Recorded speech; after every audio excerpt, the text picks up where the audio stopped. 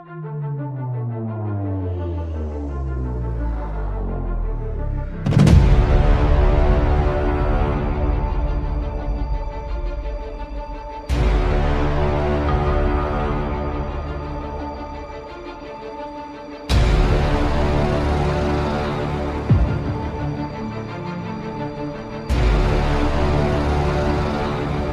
di Indonesia, mayoritas masyarakatnya bekerja sebagai petani tanaman, berbeda dengan petani yang ada di daerah Cina.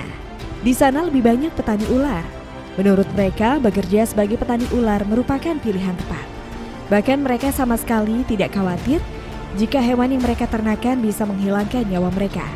Gigitan ular sudah menjadi makanan sehari-hari mereka.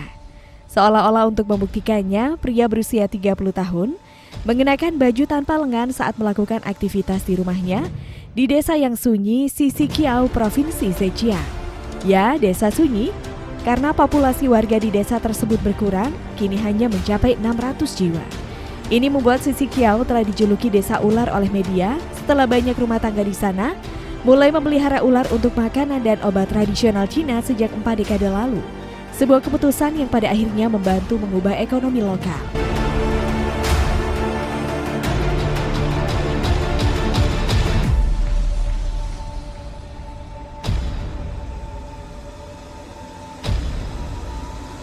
Fang memperlihatkan bagaimana aktivitasnya sehari-hari dalam memelihara ular-ular ini.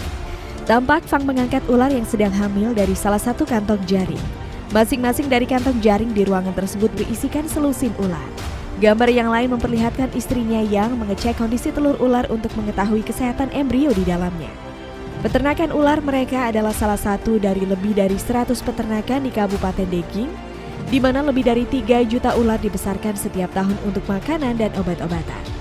Peternakan ular di desa tersebut pertama kali diprakarsai oleh Yang Hongchang yang mencoba membudidayakan ular pada tahun 1980-an.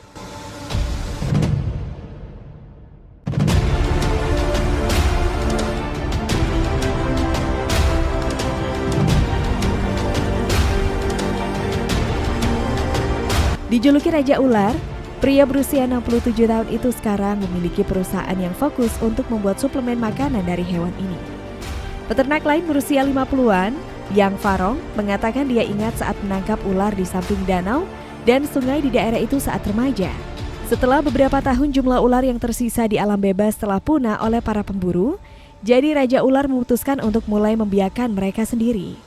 Pada tahun pertama, hanya 10% dari telur ular menetas, membuatnya merugi lebih dari 10.000 yuan. Tetapi dia bertekad untuk belajar dari kegagalannya. Tahun berikutnya, tingkat penetasan melonjak hingga 80% dan dia berhasil mengangkat lebih dari 30.000 ular. Jenis ular yang banyak dibudidayakan di sana adalah viper dan juga ular berbisa lainnya.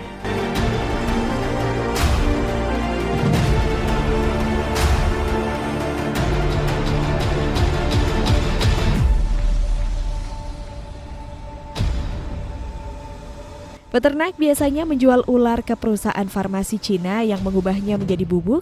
Beberapa di antaranya diekspor ke Jepang, Korea Selatan, Amerika, dan Eropa.